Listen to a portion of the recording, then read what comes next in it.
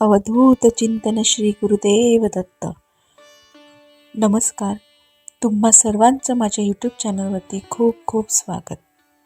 आज आपण श्रवण करणार आहोत श्री गुरु दत्तात्रेयांची जन्मकथा. श्री गणेशाय नमः. सिद्ध योगी नामधारकाला दत्त जन्माख्यान सांगू लागला. तो म्हणाला, वत्सा, सृष्टीच्या उत्पत्तीपूर्वी सर्व जलमय होते. नंतर त्यात हिरण्यगर्भ निर्माण झाले. हिरण्यगर्भ म्हणजे रजोगुणाने उत्पन्न झालेला ब्रह्मा. त्याला ब्रह्मांड असेही म्हणतात. त्याची 2 शकले झाली, आकाश आणि भूमी.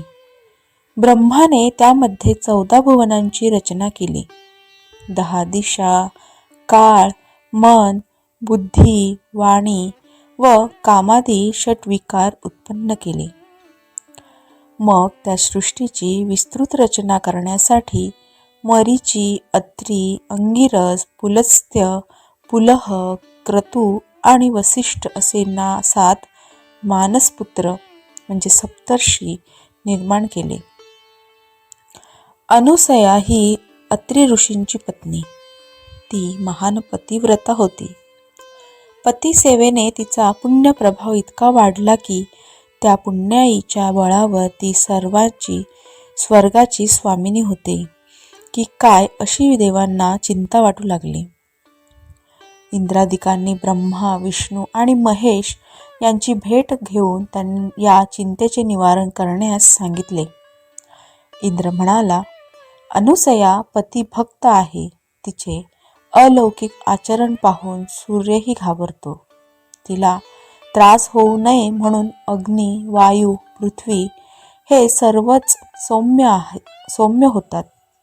तिला उपद्रव झाल्यास ती आम्हाला शाप देईल की काय अशी सतत भीती वाटते. यावर काहीतरी निश्चित उपाययोजना करावी. अनुसयेचे सत्व पाहण्यासाठी ते भिक्षू रूपाने अत्रींच्या आश्रमात आले.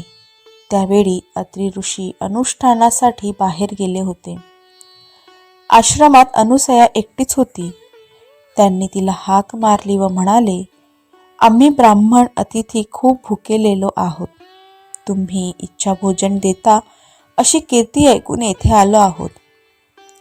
अनुसयेने त्यांचे यथोचित स्वागत केले. ते म्हणाले, आम्ही स्नानादी कर्मे करूनच आलो आहोत. अत्री येईपर्यंत थांबणे आम्हाला शक्य नाही. त्वरित भोजन देत असाल तर ठीक, नाहीतर आम्ही जातो. त्यांचे म्हणणे मान्य करून अनुसयेने त्यांना आश्रमात नेले. त्यांना पाटावर बसविले, पात्रे मांडली. तेव्हा भिक्षुक म्हणाले, हे सती, आम्ही तुझ्या सौंदर्याची कीर्ती ऐकून येथे आलो आहोत. तुझ्या हातच्या स्वयंपाकाची चव घ्यावी आणि तुझे विवख सौंदर्य पाहावे अशी आमची इच्छा आहे. तू नग्न होऊन आम्हाला वाढणार असशील तरच आम्ही जेवू, अन्यथा निघून जाऊ. हे ब्राह्मण आपले सत्व पाहण्यासाठी आलेले कोणीतरी श्रेष्ठ महात्मा आहेत हे अनुसयेच्या लक्षात आले. अतिथी विन्मुख गेले तर पतीच्या आज्ञेचे उल्लंघन, विवख होऊन वाढावे तर पतिव्रतेचा धर्म मोडतो. प्रसंग बिकट आहे, मार्ग तर काढलाच पाहिजे. आज माझ्या पतीच्या तपश्चर्येचीच परीक्षा आहे. तीच माझे रक्षण करील असा विचार करून तिने अतिथींच्या मागणीला होकार दिला. ती स्वयंपाकगृहात गेली. तेथे विवस्त्र होऊन पकानांची पात्रे उचलली व माझ्या पतीची तपश्चर्या श्रेष्ठ असेल तर हे तिन्ही अतिथी लहान बालके होतील असे म्हणून ती बाहेर आली. तर आश्चर्य काय, त्या भिक्षुकांची तान्ही बालके झाली. ती भुकेने व्याकुळ होऊन रडू लागली. अनुसया अचंबित झाली. मग स्वतःला सावरून एकेकाला मांडीवर घेऊन त्यांना स्तनपान दिले.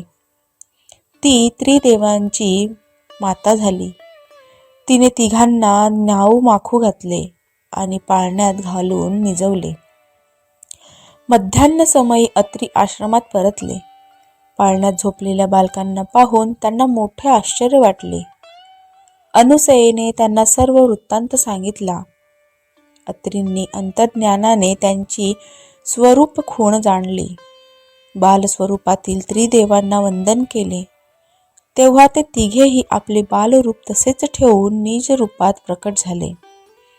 त्यांनी अत्री व अनुसयेची प्रशंसा केली आणि वर मागण्यास सांगितले. अत्रींनी अनुसयेशी चर्चा केली व म्हणाले, हे देवश्रेष्ठींनो, तुम्ही बालरूपाने माझ्या घरी आलेलेच आहात, तर माझे पुत्र म्हणून येथेच राहा. तेव्हा तथास्तु म्हणून ते तिन्ही देव स्वस्थानी परतले. अत्री अनुसयेने त्या बालकाचे नामकरण केले. बालरूपातील ब्रह्मा, विष्णू, महेश्वर यांची अनुक्रमे चंद्र, दत्त आणि दुर्वास अशी नावे ठेवली.